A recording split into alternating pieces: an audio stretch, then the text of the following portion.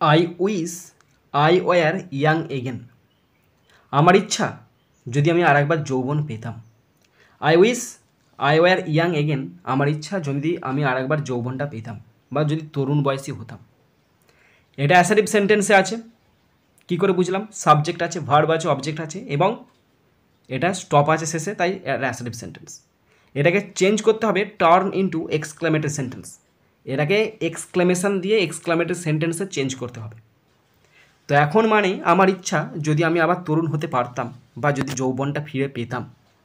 এটা আমার assertive sentence. এটাকে এক্সক্লেমেটরিতে যদি আমি করি তখন বাংলাটা হবে কি ভীষণ ইচ্ছা হয় যদি আমি আবার যৌবন পেতাম বা তরুণ হতাম। তাহলে কি ভীষণ ইচ্ছা হয়, তাহলে ইংলিশটা কি লিখব? How I wish I were young again.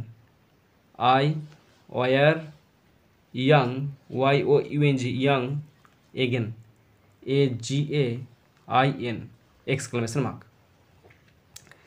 তাহলে হাউ আই উইশ কতই না বা কি আমার ইচ্ছা হয়, কি ভীষণ ইচ্ছা হয় আই ওয়ার ইয়াং এগেন যদি আমি যৌবন পেতাম।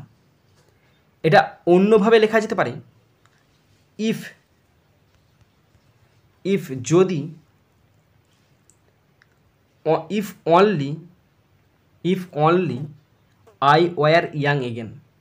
I were young again.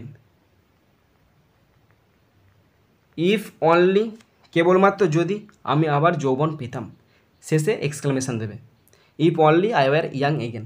যদি ভুল যায় অবশ্যই বলবে, আর যদি কোনো উত্তর জানা থাকে অবশ্যই কমেন্ট বক্সে কমেন্ট করে জানাবে।